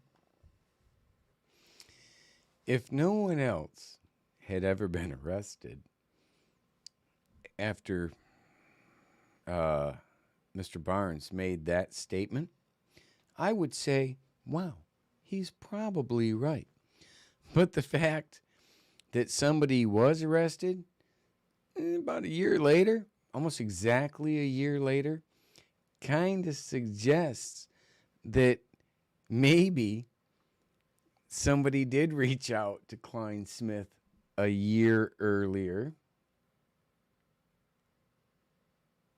Right? And yes, Sussman was on the board of CrowdStrike, all tied together, all tied back to everything. Again, it literally ties back to Shadowgate, ShadowNet. It all ties together. Now, again, what is this? 157.21. I want to go just back a little bit. Listen to what he says again. And you go to Kleinsmith a year ago, not now, and you say, you're going to wear a wire, you're going to help out, you're going to assist, or we're going to put you in prison for 20 years because you have zero chance in front of a jury.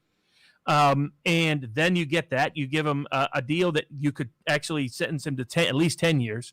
You give him a 5K1 agreement of a substantial cooperation, and you start having him rat people out and give the information.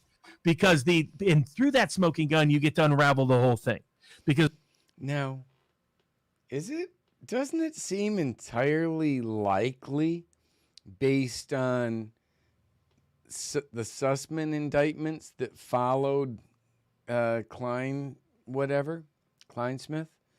Doesn't it actually seem like exactly what Mr. Barnes thought should have happened maybe actually happened? What is it? Occam's razor? Occam's rule? Occam's right. When all else, when you've removed all other options, it's the most likely one that's, and that's what you have. It's the most likely. And he just said that, but he's sitting there thinking, well, no, it was like, that's how they'd have to, they could have done that. They didn't do it. Now we're all screwed. Well, it doesn't look like we're entirely all screwed. Because what it is looks like Sussman is screwed. Probably some others. you have that one big lie, that one easy to prove lie that discredits everybody in the process. That because what this lie was about was they tried to make Carter Page look like he'd been secretly meeting with Russian spies for over a decade, when in fact he'd been doing it at the behest of the CIA. They always had to lie about that because that would have gutted their entire FISA, prevented all of their searches, prevented the delegitimized the entire investigation, invalidated everything about the case, and put them all into serious trouble because they all signed off on it on the FISA application. And he could rat them all out. He could be the one to say, I got pressure from the supervisory special agent. And let's say that's apparently I'm told that the pronunciation is stroke. It's spelled like Strozik, but I got multiple comments on this. Also, now, can we remember? Can we be reminded of Peter Strzok's connection to Patrick Byrne? In fact, Patrick Byrne was working with Peter Strzok as an asset just a couple years ago to set Hillary Clinton up. Remember? Well, that didn't work out so well. He got played. He did. This is all, hell, do I have it right here? Patrick Byrne. I think I might have it right here. Byrne. Response. Feel the burn. Butina.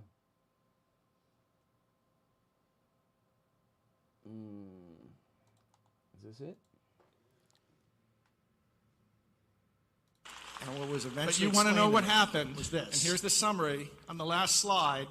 There was an Operation Snow Globe to put Hillary Patrick, Clinton in a you need to crystal understand in that a at snow this globe. point, President An Obama owner has his people the Russia across collusion the federal delusion, bureaucracy, but especially the and this Department of Bezmenov Justice. psyop Hillary through Clinton which is you're going to be living- president you're living for 8 through years, now. and nothing's going to change I believe that. these are connected But while she's by president, one. think of there as being a These are Bunsen all burner connected in the events. DOJ. I think there's And the one information person about the behind it. If you bribes, want to know who the there's person actually is, two. if you want to know who the person That, is, there's a simple you way know to find about out. sitting on that Bunsen burner. The There hand you on the go. Bunsen burner is going to be one of I had President two of them. Obama's people. There we go.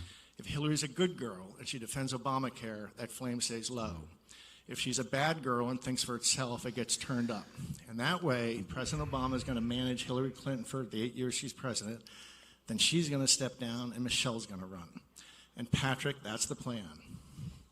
This plan, I later was told, was called Operation Snow Globe. But instead of a penguin, it's Hillary Clinton. And Brennan, and by the way, even though I just mentioned Obama, I have some good reason to believe he's not himself. I think John Brennan's behind all of this, frankly. And I think Brennan blackmails Obama. I think Obama is actually Brennan's guy. But anyway. So, aside from the fact that Patrick Byrne's kind of coming off as a bit Cappy-like right now, that's absolutely just the Brennan shit's just garbage from Tory being pushed to him. So he says you can't trust Tory, that his investigators found that she lied. I found that she lied about everything that she says. So, you tell me if we should be, how much credibility we should be giving what Patrick says. But Operation Snow Globe, according to Patrick, which has this had nothing to do with Tory, according to Patrick, Operation Snow Globe involved Stroke and these others. They're all connected. I think Brennan's behind everything here. To these people. That's what's gone on. They wanted her in a snow globe that for 8 years Brennan could take it and hold it and shake it up and own Hillary Clinton. That happened. And so Here's my analysis of that. You know, I may run about 5. So, let me go back here to Barnes with the screen there. That is very peculiar timing. And then they hold her over the weekend to do the shock and awe routine, which is an abusive tactic that they rarely use. That people say. There we go. So, they're all connected. All these names, all these same people.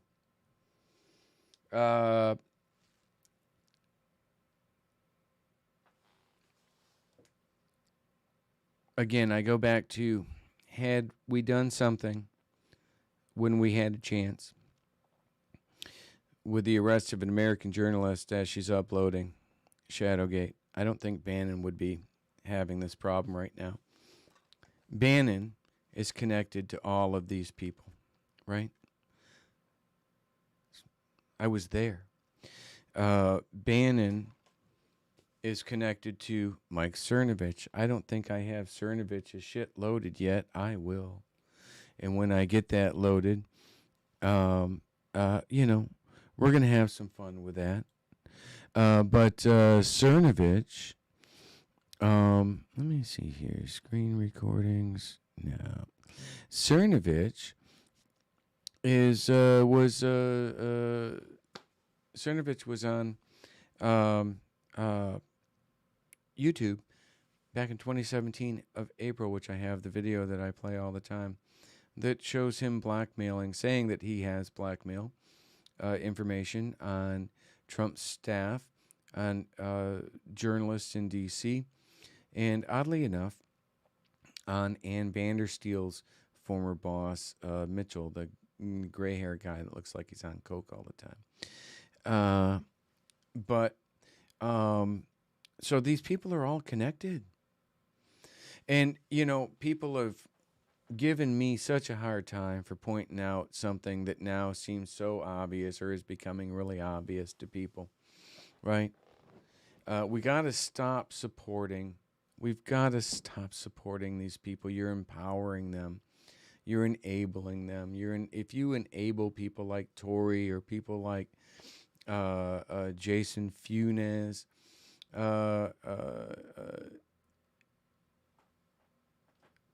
Flynn, Roger Stone, right, who just did a big fundraiser on Sunday. He won't answer anything about his sergeant at arms creating that bullshit that said I molested my damn daughter, right? He won't call that out. Roger Stone won't call this out. But you can see it says I was with Roger Stone for a pre-Trump-arilla event right before he did that. And as you saw a month earlier, maybe longer than more than a month earlier, back when I had originally launched my book, you saw that he was let me see here, going after me for stuff like with the Proud Boys, right? These are all Stone's people. And he says, I think he says in here, in one of these, he made the comment about how, let me do this here. In one of these, he made the comment about how, there we are, victims. Yep, he made in one of these. He made the yeah, that's where that is open. In one of these, he made the comment about how that's where about I was lying about Ali Akbar and Stone. I think it was this one. No, about Ali Akbar and Stone. Yeah, I think it's this one. Right. So, they're all connected. Roger Stone won't call out. He won't call out this guy right here, who's been just, just trying to destroy my life. He's done a pretty good job as far as destroying my book sales and stuff for my second book, part 1. But actually, I have pretty significant evidence that shows that he was working with Tory on that. You guys starting to understand the level of betrayal that I deal with every day. This is a good example. And then they start throwing me in United States penitentiaries, the highest security, prisons in the United States. I was in Atlanta, and Beaumont, and Florence, Colorado, Leavenworth, Kansas. It's tough because there's not many people that served over a decade in prison for stealing identities. Yeah, I mean. So that guy you just saw right there from the Armenian Council, that was Sean, apparently working with. Again, I got to confirm that. I will. I have. That was Sean that was engaged with that Funes.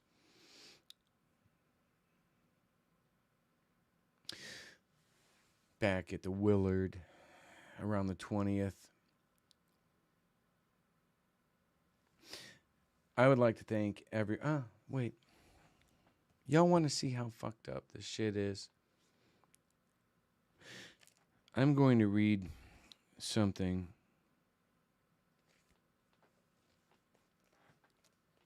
that was given to me by one of these sociopaths. Actually, like I said, Bergy. Thanks for being in my life. Thanks for helping me, believing in me. You can do great things.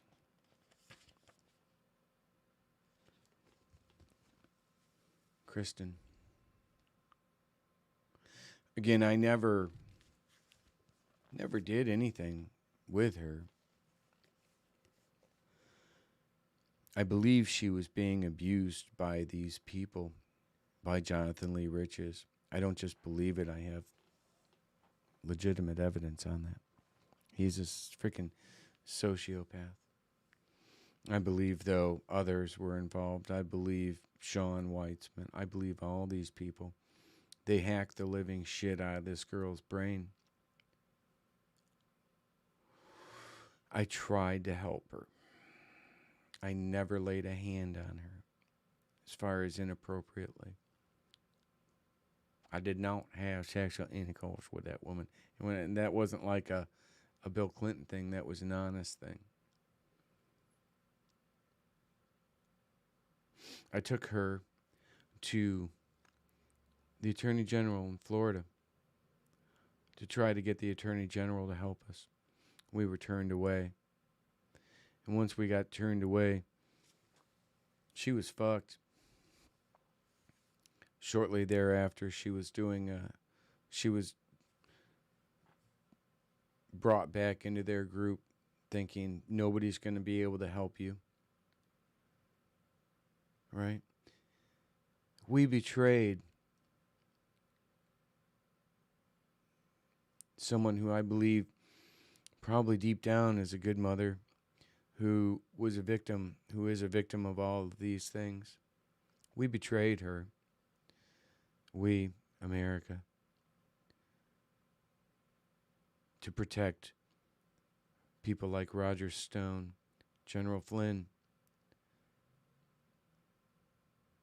Akbar.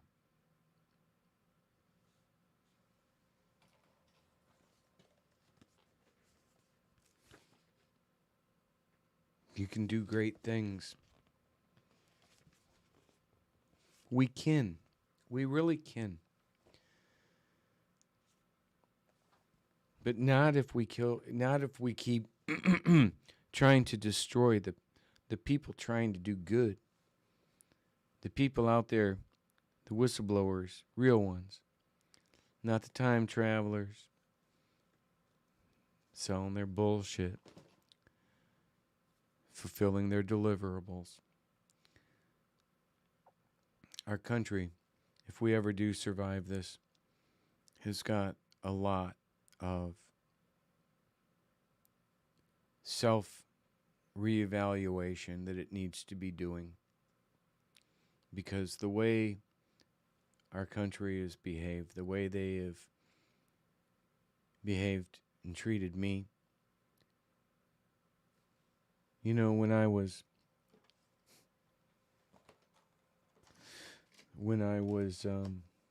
at that event,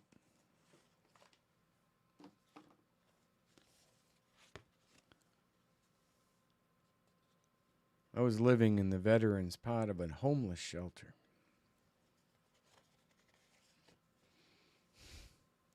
And ended up through, Bikers for Trump, with $2,500 tickets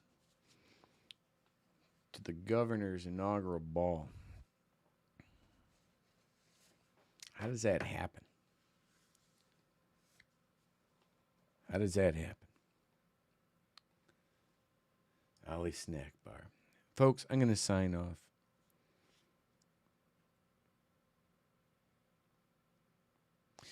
But I thank everyone for taking the time. Please share this if you can. If you can help, please go to freedomstream.tv. You can get the annual subscription now. I'm going to put in, I've actually already got a request in. I suspect by the end of the year, the first of the year, I should be able to get a coin in from the printers. Going to probably do 100 initially. I'm probably going to limit it to 1,000. But it's really cool, right? And it helps out a lot. You can also just go there and contribute to the general fund, a one-time contribution. I actually fixed that. You can also pre-order Operation Shadowgate 2, which if you do the pre-order, you help me out being able to survive while I get this done. And you also help me get it done a little bit better. So if you can do that, that's great. None of that is grifting. That's actually kind of a good thing. That's actually you're not grifting. You're not grifting when you actually have a product that you've created. Someone might disagree as to whether or not the quality of it or something. They can do that all day long. But you can't accuse someone of grifting who's made a product, signs it, and ships it to you. So, on that note, if you all can help out, these people have been absolutely putting a beating on me. But nonetheless, I've turned that around, and I've been doubling down on my efforts to try to be able to build Freedom Stream TV into a really sharp portal that's easy and effective and provides really good content very reasonably. We're going to be expanding into, it stays into the same area, right? Cyber warfare, things that I'm a subject matter expert in, that I can provide a fact-based knowledge to. And we'll have conversations about that, conversations about 5G, conversations about all these things. But right now I got to finish this book, which I think may be the most significant book possibly in humankind's history. Yeah, go big or go home, right? Thank you very much, everyone. I'm sorry I couldn't spend more time in the chats. The moderators help them out. Thank you very much. Hip, be careful. I was supposed to tell you, be careful who you, we want to let people be able to talk. If somebody wants to call me a dick and shit, let them call me all they want, right? If you want to dox me with the Proud Boys, or if somebody wanted to pour acid on my skin or something, use your judgment on that one, Hip. But otherwise, it goes to the highest level. You have to be horrible, to get blocked, because this is how we have a conversation. This is how we have an awakening. Not going to have it if we're turning people away. We're not going to win this thing if we're not bringing people together with a common enemy. Common enemy is military-industrial complex. But right now, thank you all very much. Good night, and God bless everyone.